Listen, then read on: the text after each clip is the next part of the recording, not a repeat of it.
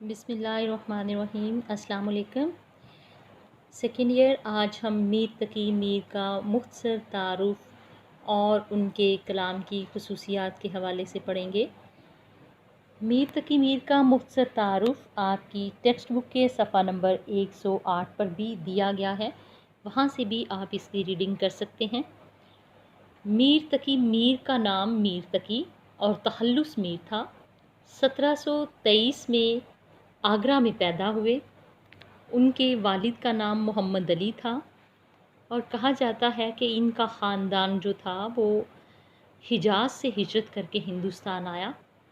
محمد علی ایک درویش مزاج انسان تھے، جس کی بنا پر لوگ انہیں علی متقی کے نام سے جانتے تھے۔ انہوں نے میر کی تعلیم و تربیت کی ذمہ داری اپنے دوست سید امان اللہ کو دی۔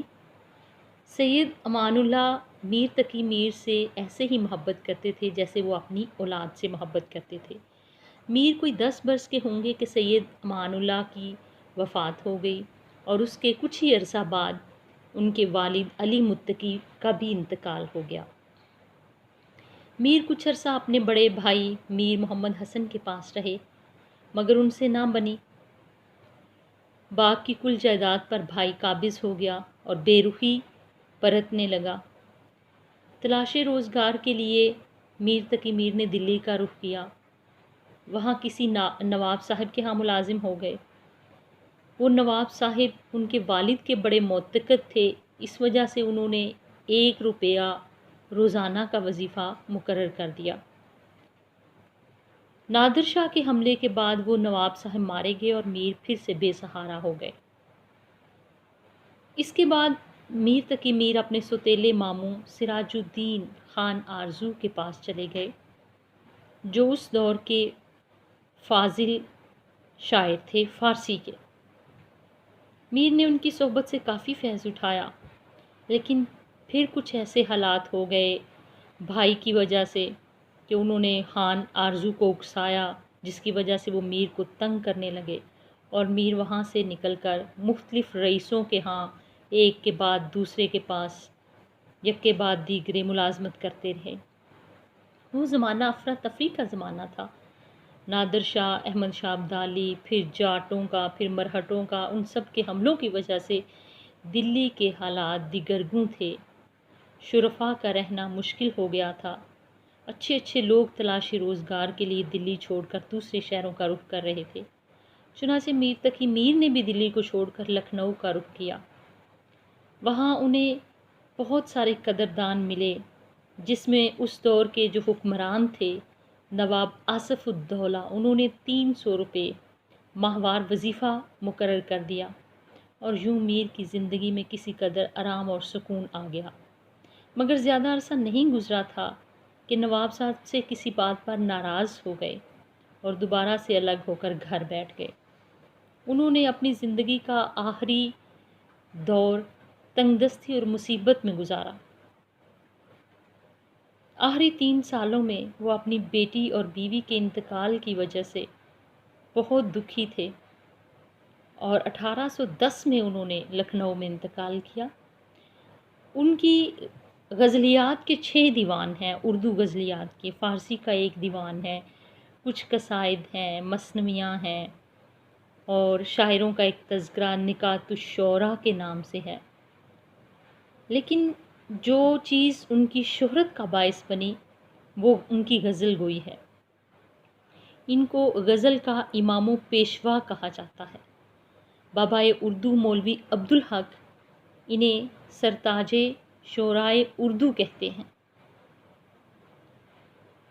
اگر ہم ان کے کلام کے اندر پائی جانے والی خوبیوں کا ذکر کریں تو بے شمار خوبیاں ہمیں میر کے کلام میں نظر آتی ہیں۔ سب سے بڑی چیز کہ غم و الم ہے، یعنی غم پسندی ہے، درد مندی ہے، کیونکہ میر نے اپنی زندگی میں جن دکھوں، ناکامیوں اور مایوسیوں کو دیکھا وہ ایک بڑی لمبی اور طویل داستان ہے۔ انہوں نے ہر لمحے میں مصیبتوں کا سامنا کیا۔ ایک طرف ملک میں افراتفری اور بے اطمینانی، دوسرے ان کے اپنے خاندانی حالات، تیسرے ان کی اپنی طبیعت کا سوز و گداز اس طرح سے تھا चुनाचे ये सारी चीज़ें मिलकर उनकी शायरी का लबो लहजा दर्दनाक बना देती हैं। मुझको शायर न कहो मीर के साहिब हमने दर्दो गम कितने किए जमा तो दीवान किया। मीर के कलाम में एक नुमायाँ खूबी ये है कि उनकी ज़बान जो है वो बहुत सादा है। उन्होंने मुश्किल से मुश्किल मज़ामीन को भी रोज़मर्रा की ज़ुबान में इस कमाल के साथ बयान किया है कि इससे बढ़कर हमें सादगी, सलासत और सफाई की मिसाल नहीं मिल सकती। उनके कलाम में हमें सहले मुमतना की बेहतरीन मिसालें नज़र आती हैं। अपने ख़यालात को वो जैसे मौजू तरीन सादा अल्फाज में मीर ने पेश किया है, वैसी सादगी उर्दू शायरी में किसी और शायर को नसीब नहीं हुई। जैसे उनकी वो गज़ल है, नाजुकी उसके लब की क्या कहिए, पंखड़ी एक गुलाब की सी है, ज़िंदगी अपनी हबाब की सी है, ये नुमाइश शराब की सी है। फिर वो फ़कीरा ना आए सदा कर चले, मियाँ खुश रहो हम दुआ कर चले, सरहाने मीर के आहिस्ता बोलो, अभी टुक रोते रोते सो गया है। ये वो चीज़ें हैं कि इसके अंदर इससे बढ़कर कहीं और सादगी हमें नज़र नहीं आती। फिर ये है कि उनके कलाम में सोज़ो गुदाज़ पाया जाता है। सोज़ो गुदाज़ किस तरह से कि उनकी ज़िंदगी के अंदर जो महरूमियाँ हैं, उन्होंने उनके हसास दिल में कर्ब की शिद्दत में इजाफ़ा कर दिया और ये कर्ब उनकी शायरी में ऐसे सोज़ो गुदाज़ में ढल गया कि उनके अल्फाज ज़ुबान से निकलते ही दिल में उतर जाते हैं। सोज़ो गुदाज़ की जितनी भरपूर और असर अंगेज़ तस्वीरें हमें मीर के अशार में मिलती हैं, किसी और के यहाँ नहीं नज़र आती। इसीलिए कहते हैं कि ये मीर जो हैं वो आह के शायर हैं। हमारे आगे तेरा जब किसी ने नाम लिया, हमारे आगे तेरा जब किसी ने नाम लिया, दिल सितम ज़दा को हमने थाम थाम लिया। और फिर कहते हैं, शाम ही से बुझा सा रहता है, दिल हुआ है चिराग मुफलिस का। क्या मीर है यहीं जो तेरे दर पे था खड़ा, क्या मीर है यहीं जो तेरे दर पे था खड़ा, गमनाक चश्म खुश्क लबो जर्द रंग था। लेकिन सोज़ो गुदाज़ होने के बावजूद हम ये नहीं कह सकते कि मीर के कलाम में मौसीकियत नहीं है, गुनायत नहीं है या उसमें रंग तगज़ुल नहीं है। उन्होंने गम को अपने दामन में ज़रूर समेट लिया था, लेकिन गम को उन्होंने शेर के सांचे में यूं ढाल दिया कि वो हर दिल की धड़कन बन गया। उनकी गज़लें बहुत मकबूल हुईं। गज़ल के मैदान में किसी ने उनकी हमसरी का दावा नहीं किया और ना ही किसी से हो सका। उनकी बहुत सारी गज़लें मौसीकियत और तरन्नुम से भरपूर हैं और गाई भी गईं। जब जब नाम तेरा लीजिए तब चश्म भर आवे, इस ज़िंदगी करने को कहाँ से जिगर आवे, चलते हो तो चमन को चलिए, सुनते हैं कि बहारा है, पात हरे हैं फूल खिले हैं, कम कम बादू बारा है, गुलशन में आग लग रही थी रंगे गुल से मीर, बुलबुल पुकारी देख के साहिब परे परे। मौसीकियत और तरन्नुम की मिसाल ये है कि उन्होंने छोटी बहरों में भी गज़लें लिखी, बड़ी बहरों में भी। फिर ये है कि उनके यहाँ हमें अल्फाज की एक तकरार नज़र आती है जिससे मौसीकियत और गुनायत में इजाफ़ा होता है। जैसे वो कहते हैं, पत्ता पत्ता बूटा बूटा हाल हमारा जाने है, जाने न जाने गुल ही न जाने, बाग तो सारा जाने है, उल्टी हो गई सब तदबीरें, कुछ न दवा ने काम किया, देखा इस बीमारी दिल ने आखिर काम तमाम किया, आलम आलम इश्क जुनू है, दुनिया दुनिया वहशत है, दरिया दरिया रोता हूँ मैं, सहरा सहरा वहशत है। मौसीकियत और तरन्नुम के अलावा मीर के कलाम में एक खसूसियत जो बहुत नुमायाँ है वो है उनका सूफियाना रंग। उन्होंने जिस माहौल में परवरिश पाई थी वहाँ تصوف کا رنگ موجود تھا۔ یہی وجہ ہے کہ ہمیں ان کے کلام میں عشق و محبت کے مضامین کے ساتھ ساتھ اخلاق، تصوف، حکمت اور دنیا کی بے ثباتی کے مضامین بھی نظر آتے ہیں۔ جیسے وہ کہتے ہیں، سرسری تم جہان سے گزرے، سرسری تم جہان سے گزرے، ورنہ ہر جا جہانے دیگر تھا، بزم میں جو تیرا ظہور نہیں، شمع روشن کے منہ پہ نور نہیں۔ موت ایک وقفہ ہے زندگی کا، یعنی آگے چلیں گے دم لے کر۔ اس کے علاوہ ہمیں میر کے کلام میں اشاریت نظر آتی ہے کہ وہ اشاروں اور کناؤں میں بات کرتے ہیں، جو ایک اچھے شاعر کے کلام کا خاصہ ہوتا ہے، جس میں ایجاز و اختصار ہوتا ہے۔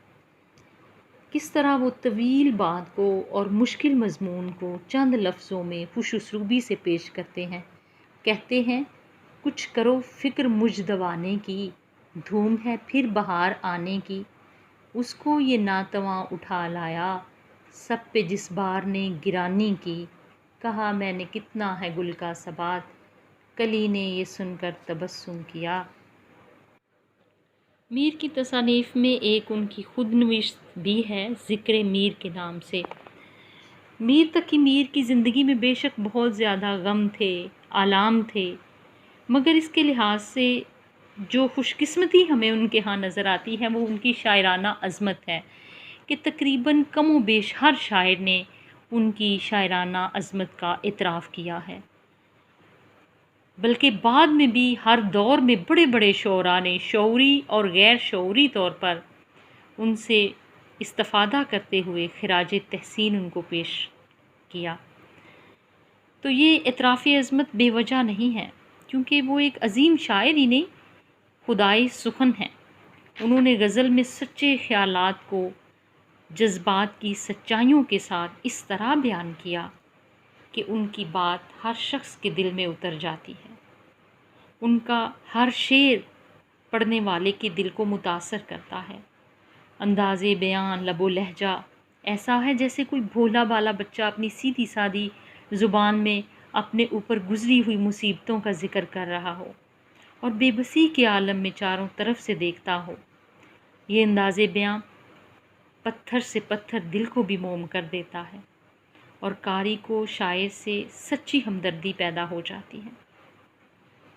یہی وجہ ہے کہ ہمیں ان کے ہاں یعنی اس چیز کے لیے انہوں نے چھوٹی بحروں کا انتخاب کیا، جن میں ان کا اداس لہجہ، غمگین آواز بڑی خوبی سے گھل مل جاتی ہے۔ میر تقی میر کی غزل کی گہرائی اور اثر انگیزی یہ وہ خوبی ہے کہ جس نے میر کے ہم عصر شعراء کو ان کی شاعرانہ عظمت کا اعتراف کرنے پر مجبور کر دیا۔ جیسے وہ لکھتے ہیں، سارے عالم پر ہوں میں چھایا ہوا، مستند ہے میرا فرمایا ہوا، باتیں ہماری یاد رہیں پھر باتیں نہ ایسی سنیے گا، کہتے کسی کو سنیے گا تو دیر تلک سر دھنیے گا۔ جذبہ درد مندی کی بنا پر میر کے اشعار کے اندر ہمیں سچائی اور درد مند اسلوب نظر آتا ہے۔ یہ چیزیں شاید اللہ تعالیٰ نے ان کو ودیت کی تھی کہ ان کے غم عشق اور غم روزگار دونوں چیزوں کو انہوں نے برابر خوبصورتی کے ساتھ نبھایا۔ انہوں نے غم کی بھٹی میں جل کر اپنے آپ کو خاکستر کر دیا اور پھر اس خاک سے اپنی غزل کی بنیاد رکھی۔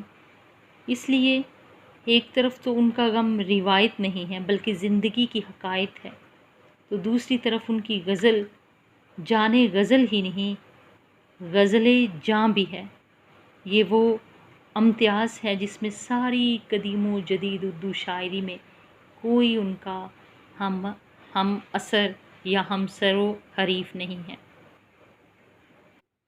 میر تقی میر کی غزلوں میں ہمیں ایک انفرادی رنگ نظر آتا ہے، اور اس سے بڑی کیا بات ہو سکتی ہے کہ غالب جیسے شاعر نے ان کی عظمت کا اعتراف کیا اور کہا کہ ریختہ کے تم ہی استاد نہیں ہو غالب، کہتے ہیں اگلے زمانے میں کوئی میر بھی تھا۔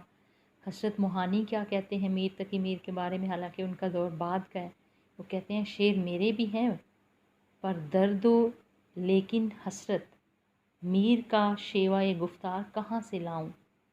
اور پھر ناسخ کیا کہتے ہیں، وہ کہتے ہیں شبہ ناسخ نہیں کچھ میر کی استادی میں، شبہ ناسخ نہیں کچھ میر کی استادی میں، آپ بے بہرا ہیں جو معتقد میر نہیں۔ اور سودا بھی یہی بات کرتے ہیں، سودا تو اس زمین میں غزل در غزل ہی لکھ، ہوتا ہے تجھ کو میر سے استاد کی طرف۔ یعنی میر کی استادی کو ناقدین کے علاوہ ان کے ہم اثر شعراء نے بھی مانا ہے، ان کی عظمت کو تسلیم کیا ہے۔ بعد والے جو شاعر ہیں انہوں نے بھی ان کی عظمت کو مانا ہے اور کہا ہے کہ ان جیسا ماہر فن استاد یا شاعر کوئی اور نہیں ہو سکتا۔ یہ تھا مختصر تعارف میر تقی میر کا، اور ان کے خصائص کلام کے حوالے سے ہم نے بات کی کہ ان کے کلام کے اندر فصاحت ہے، بلاغت ہے، لفظوں کی تکرار ہے، داخلیت ہے۔ داخلیت کے حوالے سے تھوڑا سا بتا دوں کہ در و بینی ہے، ان کی اپنی ذات کا کرب ہے، ان کی اپنی ذات کے یعنی احساسات اور جذبات ہیں جس کو انہوں نے خوبصورتی سے شعروں کے قالب میں ڈھالا۔ کل انشاءاللہ ہم ان کی غزلیات پڑھیں گے۔ آج کے لیے بس اتنا ہی، اللہ حافظ۔